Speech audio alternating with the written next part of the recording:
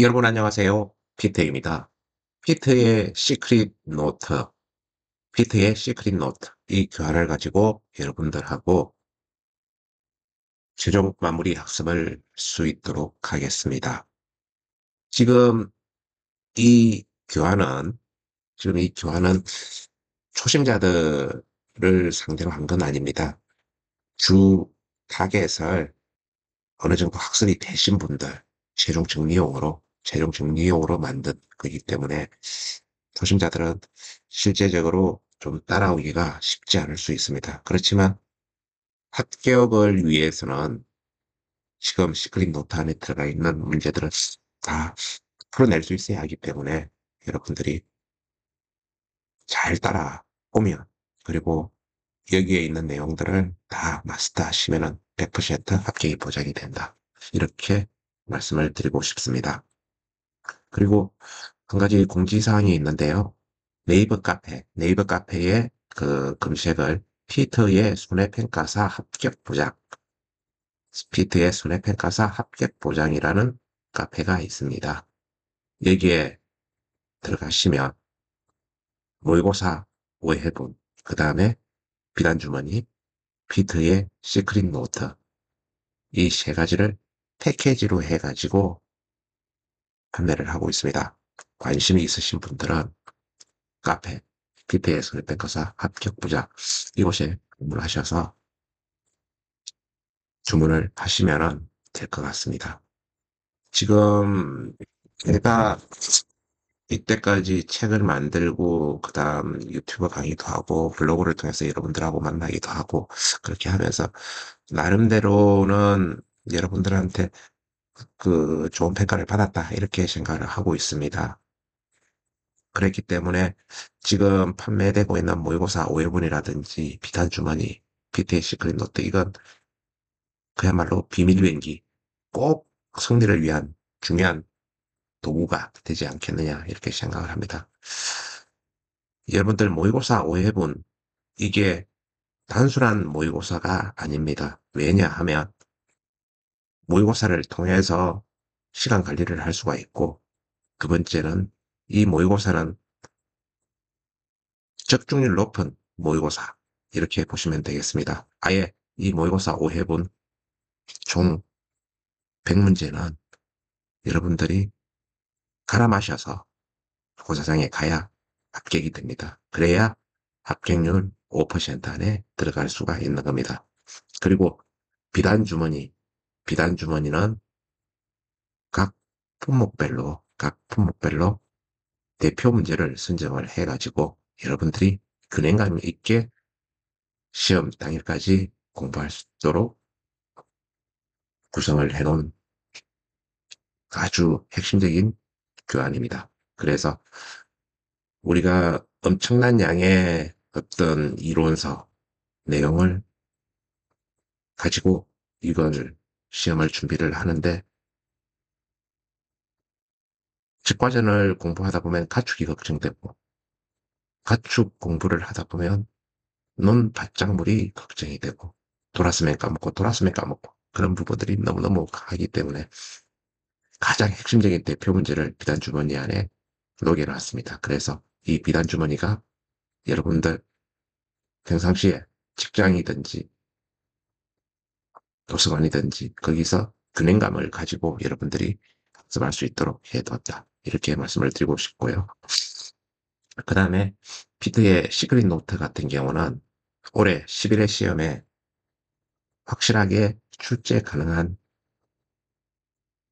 유력한 문제들을, 품목들을 모아서 아주 집중적으로 여러분들이 연습할 수 있도록 구성을 해 두었습니다. 그래서 이 모의고사 5회분 비단주머니 피트의 시크릿 노트는 여러분들 이번 11회 시험 합격하는데 확실한 어떤 그 도구가 되지 않겠나, 피트는 그렇게 생각을 합니다. 여러분들이 심사숙고해서 잘 판단하셔가지고 여러분들이 이 모의고사 5회분 비단주머니 피트의 시크릿 노트 구매해서 아주 효율적으로 학습을 해서 잘 대응을 하시기 바랍니다. 자, 이제 본격 강의 들어갈 수 있도록 하겠습니다. 본격 강의에서 우리가 시작하는 제일 첫 부분은 위험입니다. 위험의 일반적 정의부터 시작을 할 수 있도록 하겠습니다. 보험에 의해 보면은 가장 크게 구분되는 것은 위험하고 보험 두 파트죠. 그래서 우리가 위험을 알고 보험을 하는 그런 형식으로 지금 구성도 되어 있고 우리 학습도 그렇게 할 겁니다. 자, 그러면은 위험 같은 경우 일반적 정의, 그 다음에 일반적 정의를 뛰어넘은 다양한 정의 이렇게 같이 한번 볼 수 있도록 하겠습니다. 지금 이거는 특별하게 우리가 뭐 설명돼야 될 부분이라기보다도 이론서에 나와 있는 걸 아주 엑기스만 모아가지고 축약해가지고 키워드 중심으로 우리가 학습을 한다. 이렇게 보시면 될 것 같습니다.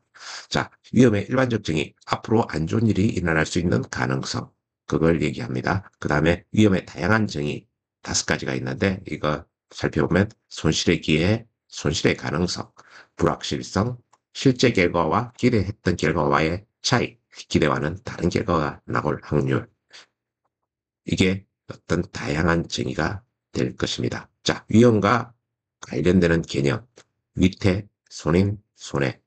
그러면 위태 같은 경우는 발생 전 단계를 얘기한다. 손인은 발생 단계. 그 다음 손해 같은 경우는 발생 후 단계. 그 위태, 손인, 손해. 여기서 우리가 가장 기초적인 단어지만은 이것조차도 헷갈릴 수가 있습니다. 그래서 위태, 손인, 손해 할 때 헷갈릴 수 있는 게 마지막이 손해였나? 손실이었나? 이렇게 헷갈릴 수가 있습니다. 그래서 우리가 태연하다 이렇게 이런 말이 있잖아요. 그래서 태인해를 태연해 아주 태연하다 이렇게 그 연상 이미지로 이렇게 외우면 어떨까 이렇게 생각을 해봅니다. 그래서 위태, 손인, 손해. 그래서 이 핵심 단어는 정확하게 우리가 알고 있어야 된다. 그 다음 위태 같은 경우는 사고의 원인을 얘기를 하는 거고 손해의 가능성을 새로이 창조하거나 증가시킬 수 있는 상태. 이게 위태. 그 다음 손해는 손해의 원인의 줄임말이죠. 우리가 흔히 사고라고 불리는 것이 손인입니다. 화재나 자동차 사고나 이런 것들이 손인이 될 것입니다. 그 다음 손해. 손해는 위험한 상황을 지나서 사고가 나가지고 초래되는 물리적이고 경제적이고 정신적인 손해를 얘기를 하는 거죠. 그래서 손인, 사고의 결과로 발생하는 가치의 감소를 손해라고 우리가 얘기를 하는 겁니다. 그래서 우리가 위험과 관련되는 개념에서 핵심적으로 알고 있어야 될 거는 위태, 손인, 손해, 대연하다 해서 위태, 손인, 손해 확실하게 외우고 갑니다. 그 다음 위험의 분류가 필요한데요. 위험의 분류가 중요한 이유를 써라 이런 쪽으로 해가지고 그 문제가 출제될 수도 있습니다. 가장 간단한 문제지만은 여러분들 흔히 분류된 객관적 위험, 주관적 위험, 순수 위험과 투기적 위험, 정태적 위험과 동태적 위험, 특정적 위험과 기본적 위험, 그 다음 담보 위험, 비담보 위험, 면책 위험. 이 분류를 왜 하는지 그 분류가 중요한 이유가 있습니다. 왜? 위험이 지니는 속성에 따라서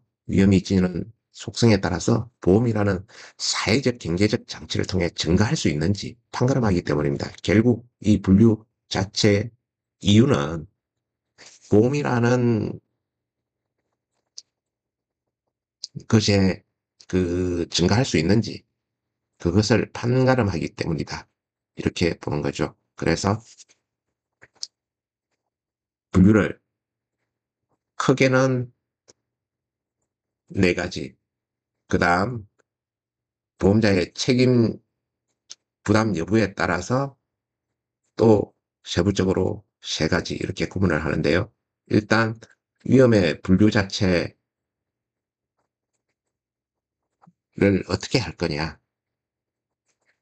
첫 번째, 측정 가능한지 여부.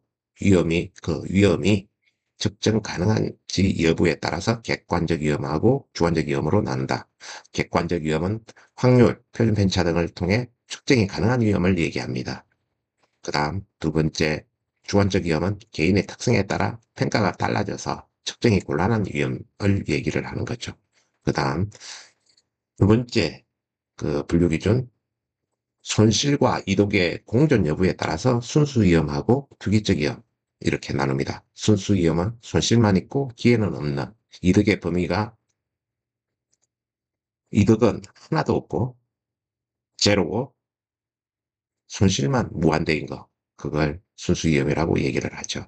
그래서 그 순수 위험 안에는 재산 손실 위험, 간접 손실 위험, 배상 책임 위험, 인적 손실 위험 이렇게 또 네 가지가 구분이 됩니다. 그 다음 투기적 위험은 이득의 범위가 마이너스 무한대부터 플러스 무한대, 손실과 이득의 기회가 공존한다고 보시면 되겠습니다.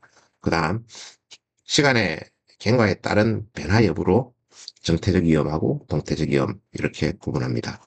시간의 경과에 따라 성격이나 발생 정도가 크게 변하지 않는 화산, 지진 발생 이런 것들의 정태적 위험이 될 거고, 동태적 위험은 시간의 경과에 따라 성격이나 발생 정도가 변하여 예상하기 어려운 위험, 소비자의 기후 변화나 기술 변화 이런 것들, 이게 동태적 위험이 될 것입니다. 그 다음 그 위험에 미치는 그 범위, 얼마나 크게 미치느냐, 거기에 따라서 특정적 위험하고 기본적 위험 이렇게 구분을 합니다. 특정적 위험은 한정적 위험이라고도 하죠. 피해 당사자에게 한정해서 나타나는 위험이고 매우 제한적 범위에서 피해를 준다. 그렇지만 기본적 근원적 위험은 불특정 다수 사회 전체에 손실을 초래하는 코로나와 같은 그런 위험을 기본적 위험 혹은 근원적 위험이라고 한다. 그래서 지금 이 네 가지 분류 기준을 우리가 봤을 때 보험의 가능한 위험은 객관적 위험, 순수 위험, 그 다음 정태적 위험, 특정적 위험 이렇게 네 가지가 될 것입니다. 그리고 보험자의 책임 부담 여부에 따라서 담보 위험, 비담보 위험, 부담보 위험이라고도 하죠. 그 다음 면책 위험, 이 세 가지가 있는데 담보 위험 같은 경우는 보험자가 책임을 담보하는 그런 위험이죠. 그래서 보상하는 손해가 될 것입니다. 그 다음 비담보, 부담보 위험은 보험자가 담보하는 위험에서 제외하는 것, 보상하지 않는 손해 이렇게 보시면 될 것 같고요. 그 다음 면책 위험은 계약자의 고의에 의한 사고는 책임을 면하기로 한 위험. 그래서 이 내용까지 여러분들이 머릿속에 숙지를 해 주시면 좋겠다 이렇게 말씀을 드립니다. 그 다음 위험 관리, 위험에 대한 내용을 우리가 학습을 했으니까 그 다음은 위험 관리에 대해서 학습을 해볼 수 있도록 하겠습니다. 위험 관리라는 것은 위험을 발견을 하고 그 발생 빈도나 심도를 분석하여서 가능한 최소의 비용으로 손실 발생을 최소화하기 위한 재반 활동을 의미합니다. 그래서 이것이 위험 관리다. 이렇게 보시면 될 것 같고요. 물리적 위험 관리하고 재무적 위험 관리 이 두 가지로 구분을 할 수가 있습니다. 물리적 위험 관리는 위험 회피, 그 다음 손실 통제, 위험 요소의 분리 계약을 통한 위험 증가, 위험을 스스로 인수 이렇게 다섯 가지로 또 구분이 가능을 합니다. 그래서 우리가 아래쪽에 있는 것부터 다시 거꾸로 이렇게 올라오면은 위험을 스스로 인수하는 건 위험을 스스로 감당하겠다는 그런 뜻이죠. 그죠? 그 다음 계약을 통한 위험 증가, 이것은 임대차 계약이나 하도급, 하청 이런 것들이 간단한 예가 될 것입니다. 결국은 위험한 것을 임대차 계약을 통해서 증가하듯 하도급을 통해 증가하든 하청을 통해 증가하든 그 계약을 통한 이연 증가다. 그 다음 위험 요소에 불리는 복제를 해둔다. 그 다음에 격리 방법을 이용해 가지고 공간적으로 떨어지게 분리를 해둔다. 혹은 위험 결합을 통해서 하는 그런 어떤 관리도 위험 요소의 분리에 해당된다. 이렇게 보시면 될 것 같습니다. 그 다음 손실 통제 같은 경우는 고속도로 속도 제한, 이게 손실 예방의 하나의 방법이 될 거고, 손실 감소는 자동차 에어백 등 이런 것들을 예를 들 수가 있겠습니다. 그 다음 위험 회피, 회피는 손실의 가능성을 원천적으로 회피하는 거죠. 그래서 아예 비행기 사고에 대비해서 비행기를 안 탄다든지 배 침몰을 대비해 가지고 배 안 타기를 한다든지 이런 것들이 물리적 위험 관리가 될 것입니다. 그 다음 그 재무적 위험 관리, 재무적 위험 관리를 여러분들하고 같이 검토해 볼 수 있도록 하겠습니다. 재무적 위험 관리는 위험 보유, 위험을 제3자에게 부담, 그 다음에 위험 결합을 통한 위험 발생 대비 이렇게 적혀 있습니다. 위험 보유 같은 경우는 우발적 손실을 자신이 부담하는 것, 위험 보유라고 설명을 할 수가 있고요. 위험을 제3자에게 부담하는 것, 당연히 제3자에게 부담하면 비용이 발생되겠지요. 그 다음 위험 결합을 통한 위험 발생을 대비한다. 이렇게 보시면 되겠습니다. 그래서 이게 보험에 해당되겠죠. 비슷한 위험을 가진 사람들끼리 모여 공동으로 대응한다. 이렇게 보시면 되겠습니다. 자, 위험 특성에 따른 위험 관리 방법이 있는데요.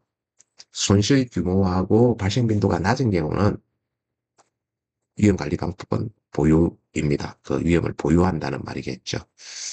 그러면은 이건 보험하고 대비해가지고 자기 자신이 직접적으로 적금을 넣든 저축을 하든 해가지고 자기 돈으로 해결하는 거니까 자가보험이 될 겁니다.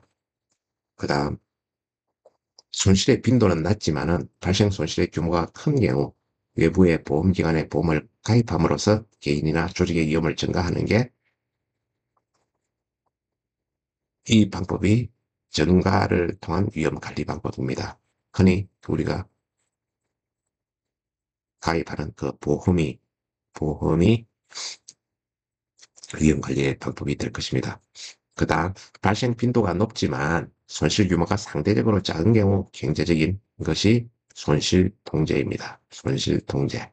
그 다음 손실 발생 빈도가 높고 손실 규모도 큰 경우에 적절한 것이 위험 회피라고 볼 수 있겠습니다. 그 다음 보험 파트 집중적으로 우리가 한번 리뷰를 해볼 수 있도록 하겠습니다. 보험의 정의부터 한번 알아보겠습니다. 보험은 위험 관리의 한 방법으로 자신의 위험을 제3자에게 전가하는 제도다. 그래서 핵심 키워드 위험 관리의 한 방법으로 자신의 위험을 제3자에게 전가하는 제도. 자신의 위험을 제3자에게 전가하는 제도다. 이렇게 보시면 될 것 같고요. 이걸 우리가 조금 더 구체적으로 나열을 해서 이렇게 보면 위험 결합 행위를 통해 이 위험 결합 행위라는 것은 다수의 동질적 위험을 한 곳에 모으는 것을 얘기합니다. 그 다음 실제 손실이라는 것은 가게나 기업이 우연적으로 발생된 사고에 대해서 실제로 있게 되는 손실을 얘기를 합니다. 그 다음 평균 손실. 평균 손실은 다수의 동질적 위험의 결합으로 얻게 되는 평균 손실을 의미합니다. 그래서 이 보험은 위험 결합 행위를 통해 실제 손실을 평균 손실로 대체하는 것이다. 이렇게 보시면 되겠습니다. 그다음 보험의 관점별 정의는 경제적인 관점, 사회적인 관점, 법적인 관점, 수리적인 관점 이렇게 해서 여러분들 그 각 관점별로 그 정의를 구분을 할 수가 있겠는데 여러분들이 읽어보면서 눈에 더 주시면 되겠다 이렇게 말씀을 드리겠습니다. 보험의 특성입니다. 보험의 특성 5가지 있는데요. 예기치 못한 손실의 집단화. 보험의 가장 중요한 그런 어떤 키워드가 우연한 것이죠. 계획된 것이 아닌. 우연하거나 예기치 못한 손실의 집단화. 이 키워드 확실하게 외우셔야 될 거고요. 그 다음, 조금 전에 봤듯이 위험을 전가하는 것이죠. 그리고 위험을 분담하는 것입니다. 조금 전에 봤듯이 예기치 못한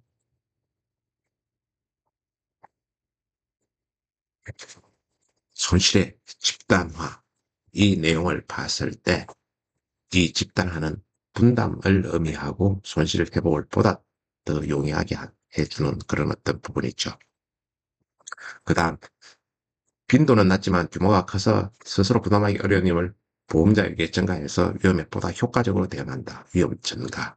그래서 이 보험하면 위험 전가, 위험 분담, 이게 아주 핵심적인 단어니까 확실하게 머릿속에 넣어두자. 이런 말씀을 드리겠고요.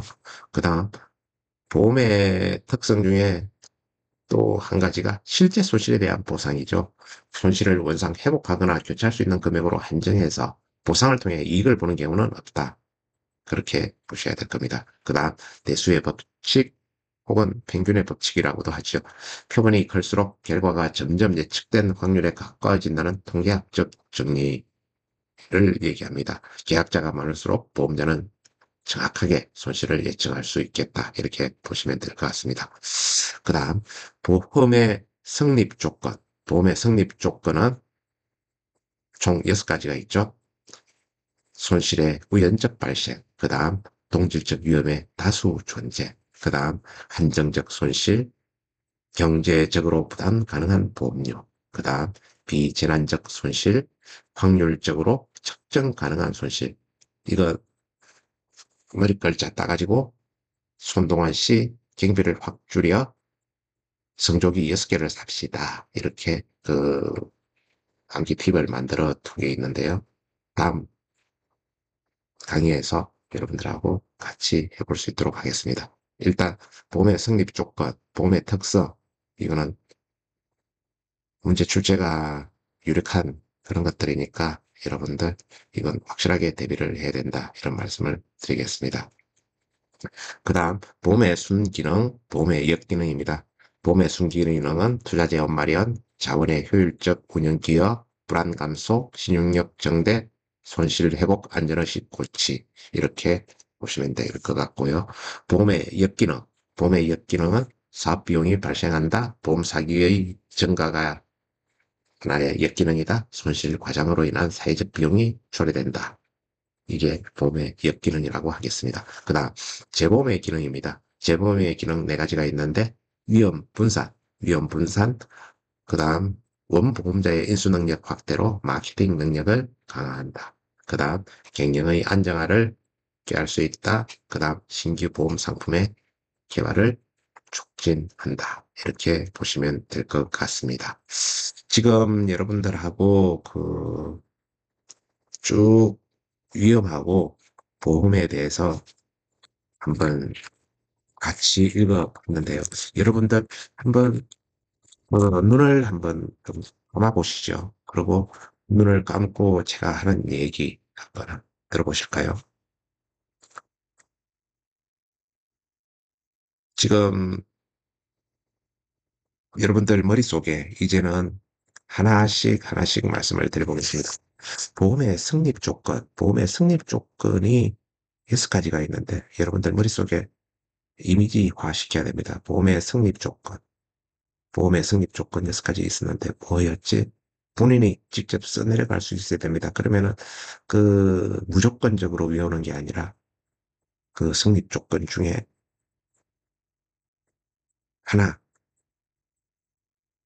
손동환 씨 경비를 확 줄여 성조기 6개를 삽시다.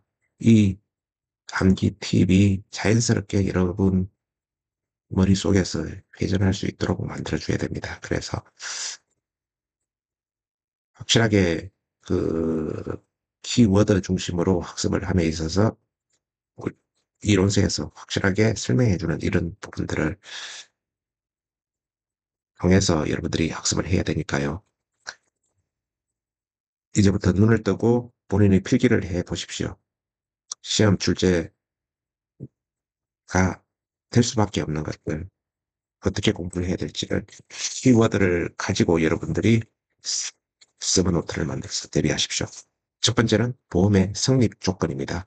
보험의 성립 조건 확실하게 여러분들 것으로 만들어야 되고, 그 다음에 보험의 특성 여러분들이 5가지 있었는데 정확하게 정리를 해 두셔야 되고, 그 다음에 보험의 순기능, 보험의 역기능 구분을 해가지고 여러분들이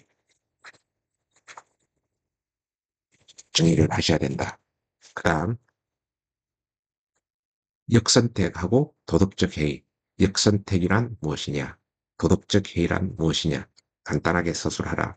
그러면은 서술을 할 줄 알아야 됩니다. 그리고 역선택하고 도덕적 해이의 유사점에 대해서 서술을 하라. 그러면은 거기에 대한 서술도 대비를 해야 됩니다.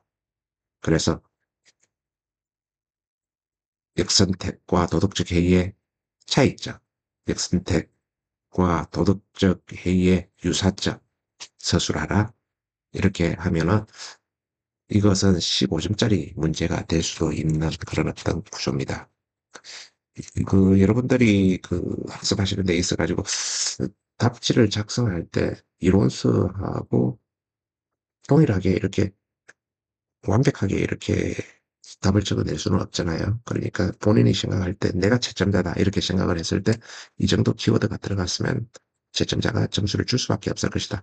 그런 관점에서 여러분들이 자기만의 모범 답안을 만들어 둘 필요가 있겠다. 이런 말씀을 드립니다.